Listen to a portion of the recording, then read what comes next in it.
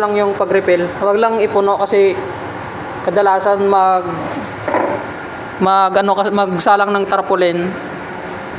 Minsan umaapaw dito. Kaya hanggang dito lang. Okay na yan. Then dito naman ang ink storage ng Ecosolvent. Sa expiration wala namang problema dito dahil madali lang naman maubos. Then ang sinasabi ko lang dito sa dumating na delivery is pag ni-refill dito sa lagayan, ilagay lagi sa likod tapos yung nakalagay na dito ay forward lang para siya una magamit. Then lahat po yan may mga sticker na label yan. Then dito naman sa pang-apat, how to operate Ecosolvent software. Una, open po natin ito yung software sa printing. Ito po siya. Print XP. Open natin. Ito yung lalabas. Then head clean. Ito po. Click lang natin. Pag morning, pag umaga, syempre naka-stock yung machine. Ito lagi gagamitin natin. Two heads.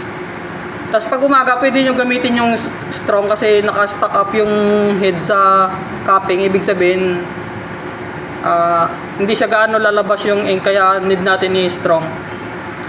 Then pagkatapos nyan, pwede na sa wake o normal.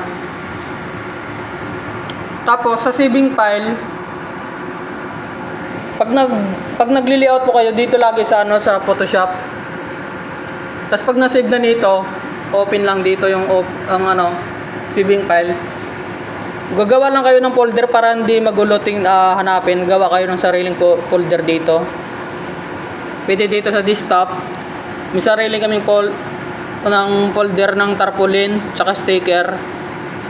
Dito sa tarpaulin, double click lang. Tapos ito may mga may mga pangalan para hindi malito. Once na save mo na dito, punta tayo sa main tab.